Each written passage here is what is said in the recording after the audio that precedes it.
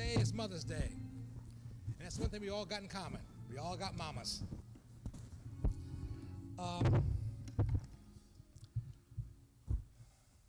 Let me proceed with this.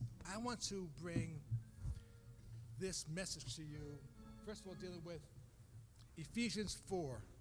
There's something in there, Assistant, about the fact that there are those that are appointed to be pastors and apostles and evangelists and teachers.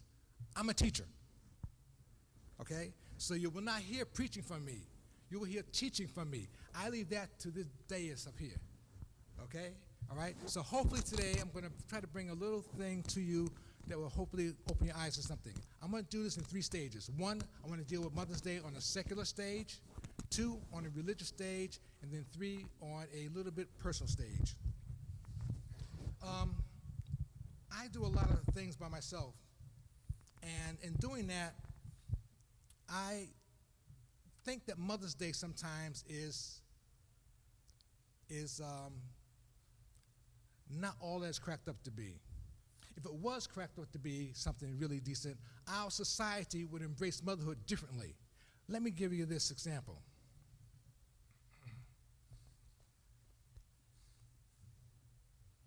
This country we live in, called America, pats itself on the back regularly about how good it is.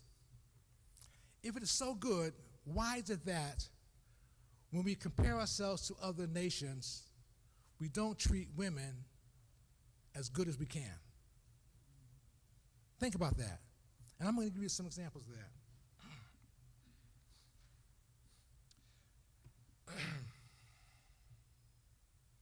Stage 1, the fallacy of Mother's Day in our society. Isn't it funny that this country wants to go through the process of half-heartedly acknowledging mothers? Half-heartedly, and I'm being generous there. I think sometimes less half-heartedly.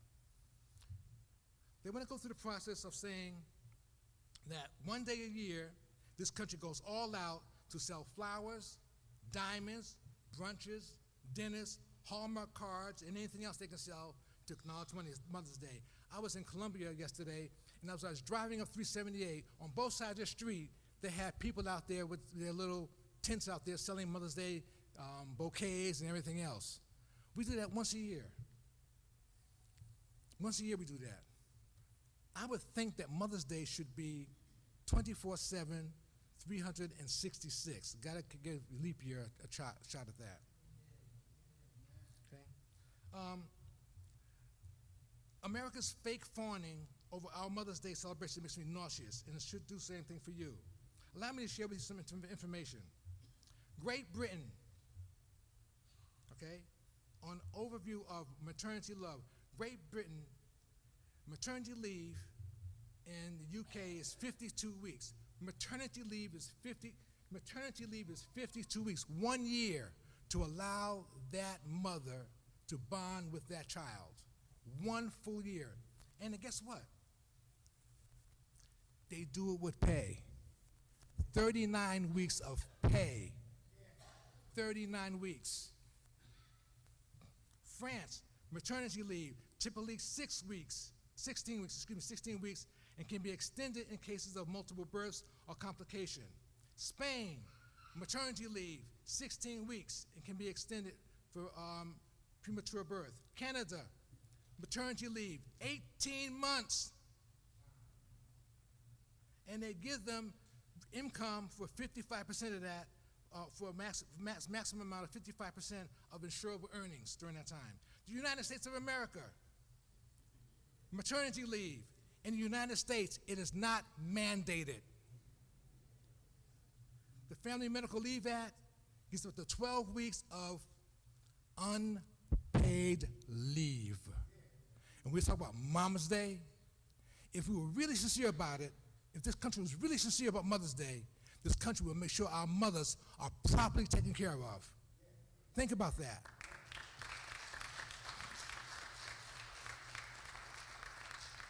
Mexico, our neighbors to the south, they give their mothers maternity leave, 12 weeks, and 100% of their salary during this period, with contributions from the government and the employers. Brazil, maternity leave, 17 weeks. Russia,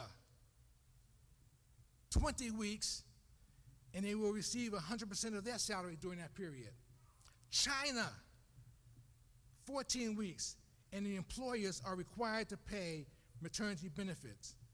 Indonesia, maternity leave is 3 months, 12 weeks, and the employees are entitled to full pay. Happy Mother's Day? I don't think so. I don't think so. If this country was really sincere about Mother's Day, this country would put its money where its mouth is. Mother's Day needs to be celebrated on a regular basis. And our country needs to talk about not one day a year, because it doesn't take that mother one day to give birth. It doesn't take that mother one day to bond with that child. And we're talking about Happy Mother's Day. United States of America, get on board.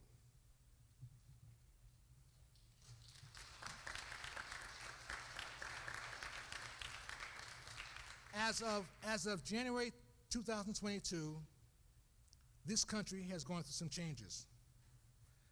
Abortion bans have become the norm. Just deal with 22, but I want to deal with 24 real quick. Right now, in the United States of America, abortion is banned in 14 states.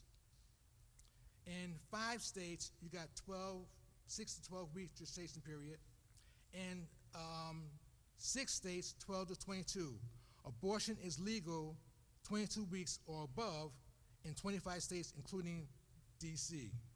Russia, abortion is legal, no bans. China, abortion is legal, no bans. Mexico, the laws may vary from state to state, but Mexico City, abortion is legal. Canada, abortion is legal. United Kingdom, abortion is legal. France, abortion is legal. Indonesia is generally illegal in Indonesia, except for cases where there is mother's life is in danger or rape or incest. Spain, abortion is legal. Brazil, abortion is legal, but it's also restrictive. Now, I say that because of this. These are just general overviews. I have no problem celebrating Mother's Day, but I think that women need to have the right to choose what they want to do with their body. Any mother is a mother because she wants to be a mother, okay? We should not have government interfering in women making a choice to become a mother when she desires to become a mother. I have a strong belief of that. My mother had 4 of us, okay? And she chose all the time. In fact, my last sister that was born, I asked my father what was the birth control he was using because she was born 16 years later. Okay? But I'm saying that to say that women need to have absolute control over their bodies.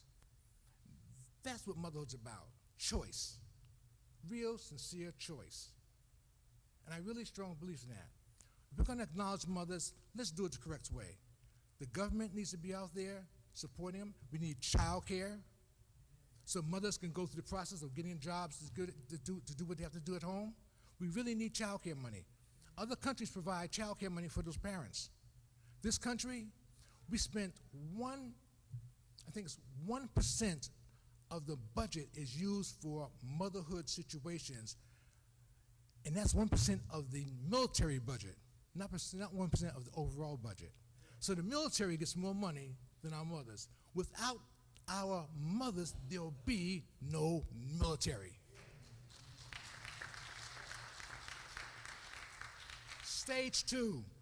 Today, as we gather to celebrate Mother's Day, we embark upon a journey of profound gratitude, heartfelt appreciation, undying commitment, boundless love. For mothers are the architect of our lives, the embodiment of unwavering strength, and the custodian of endless compassion. In the tapestry of our existence, mothers weave the threads of resilience, teaching us to weather life's storms with grace, strength, and fortitude. Their love knows no bounds. Their sacrifices, often unseen, yet their presence shapes our very being, molding us into the individuals we are today. Allow me to share with you an adopted relationship of motherhood, Naomi and Ruth. Ruth 1:16-17. But Ruth replied, "Don't urge me to leave you or to turn back from you. Where you go, I will go.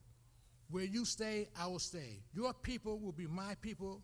Your God will be my God. Where you die, I will die, and there I will be buried." Naomi and Ruth's relationship in the Bible is a profound one. It's examples of loyalty, love, faithfulness. And here are some ways we're going to look at their relationship. Loyalty. Ruth was steadfast, committed to Naomi. Even in the face of adversity and uncertainty, she demonstrates unwavering loyalty, love, and friendship.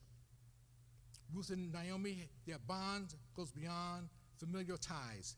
There's a deep friendship and love that transcends cultural bonds. And I say cultural bonds because Ruth and Naomi were from two different cultures. They were not from the same culture. Okay, they were two different cultures, all right? But yet the love of Naomi was so powerful that she and Ruth became bonded.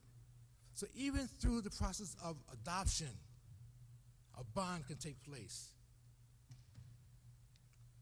Support and encouragement. Naomi provides support and guidance to Ruth, while Ruth offers comfort and companionship to Naomi. Mutual respect. Despite their age, Naomi was a little older. Naomi had 2 sons who had died, and her husband had died. Okay?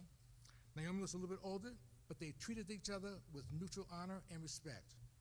They shared faith.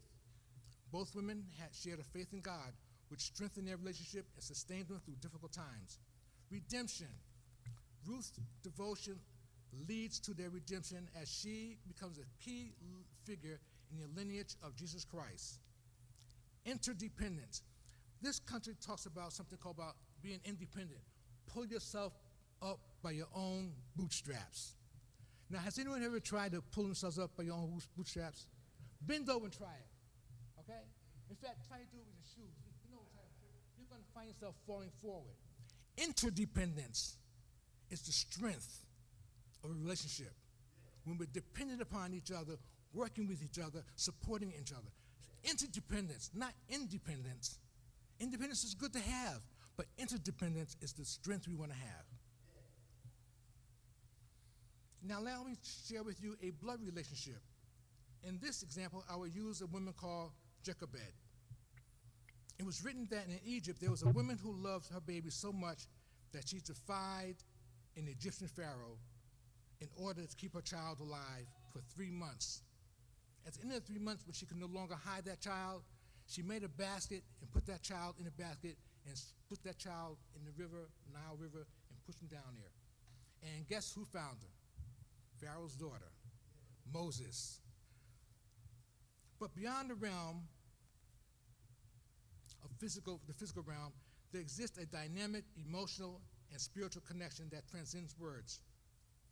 It's a bond that forges in fires of adversity, nurtured by empathy, strengthened by an unbreakable bond. It is, in the essence of motherhood, a sacred journey of nurturing souls, igniting passion, and instilling values that resonate through generations. Mothers, the father may be the CEO, but the mother is the CFO. The father may be the head, but the mother's the neck. Think about that. Without that neck, our heads would be just like this. But with that neck, we can do this. We need our mothers. We need our women. That's why we should take the opportunity to take real special care of how we treat our daughters. Our daughters are critical. Yeah, the dudes, we're happy. We want to be what we want to be. But I tell you what, not near one of us will be here without a mother. Period.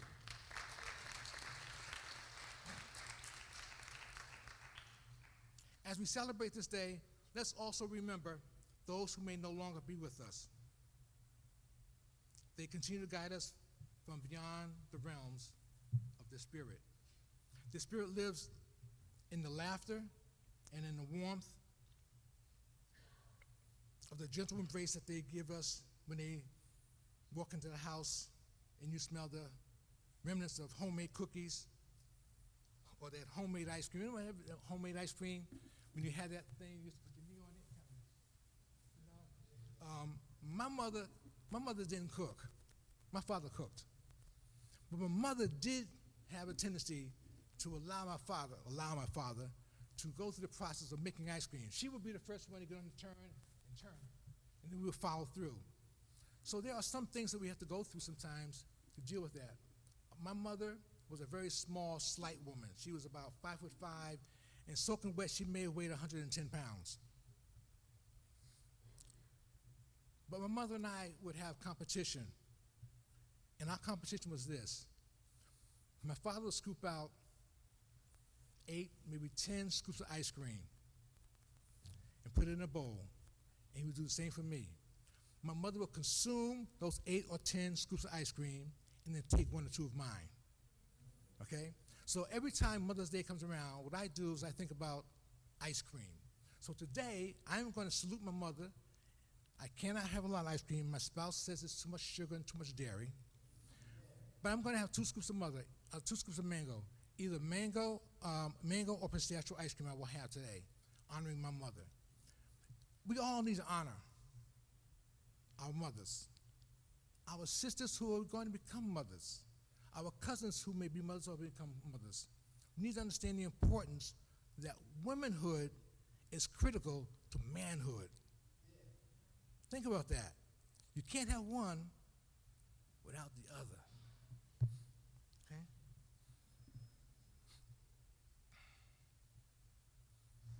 So let us cherish our mothers, not just today, but every day. For they are the embodiment of love in the purest form. Let us honor their legacy by spreading kindness, compassion, and understanding to all those we encounter on this journey throughout life. In closing, let us offer, well, we already had a moment of silence that was provided already, but let us do this. Let us reaffirm our commitment to honor their legacy each and every day. And let us, as we move forward in this environment we live in, let us think about who we wish to have represent us and hopefully make a commitment to sincere Mother's Day, when our mothers can really have some time, not one day off, but if they have a child, they can have that whole year off to bond with that child. Now, I know that a lot of ladies want to stay home sometimes, but they can't, because we got to make some money. We live in a household now, in a society now, that 2 incomes is not even enough. All right? So we know that we have to have a society that's going to be emboldened but embracing motherhood fully and completely. So with that, I'll say, Happy Mother's Day. May your hearts be filled with love and appreciation that you so richly deserve, but also, if I be allowed, just a little bit of colloquialism, just a little bit of colloquialism.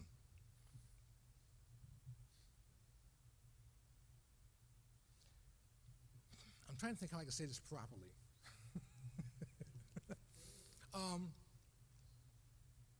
For all the babies' mamas out there, Happy Mama's Day.